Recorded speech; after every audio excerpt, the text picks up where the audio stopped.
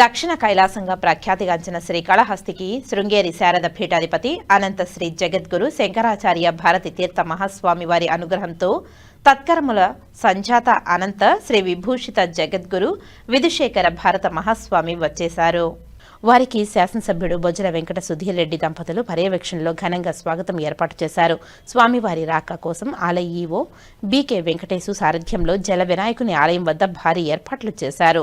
సిబ్బంది ధర్మకర్తల మండలి చైర్మన్ కొట్టే సాయి ప్రసాద్ వారి సహచరులు సారథ్యంలో ఏర్పాటు చేసి పర్యవేక్షిస్తున్నారు. స్వామివారి కోసం సాయంత్రం నుంచి జల వినాయక ఆలయం వద్దకు ఆలయ అధికారులు, వేద పండితులు, అర్చకులు నిరీక్షించారు.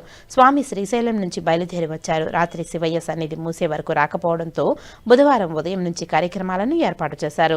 కాగా శృంగేరి నూతన భవనాన్ని ప్రారంభిస్తారు. ఇక్కడ సుఖబ్రహ్మ ఆశ్రమంకు సమీపంలో హరిశంకర అవధాని టీటీడీ రిటైర్డ్ వేద పండితులు ప్రత్యేకంగా స్థలాన్ని కొనుగోలు చేశారు. కాగా శృంగేరి స్వామివారు ఉదయం 3వ కాలాభిషేకంలో పాల్గొంటారు. అనంతరం దేవస్థానంకు అనుబంధంగా ఉన్న గంగా సదన్లో జగద్గురువు జరుపుకునే చంద్రమౌళీశ్వర పూజలు మార్చి 11 బుధవారం ఉదయం 10 గంటలకు జ్ఞాన ప్రసూనాంబ సమేత శ్రీకాళహస్తీశ్వరుని దర్శనంని, అభిషేకాలు, అర్చనలు నిర్వహిస్తారు.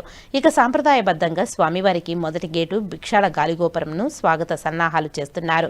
11 గంటలకు గంగా సదన్ జగద్గురు వందన సభ అనుగ్రహ భాషణం, భక్తులకు దర్శనం, పాదపూజ, మధ్యాహ్నం 12 గంటల 30 నిమిషాలకు భక్తులకు అన్నప్రసాదాలు, సాయంత్రం 5 గంటలకు తిరుయానం ఏర్పాటు చేయనున్నట్లు అధికారులు ప్రకటించారు.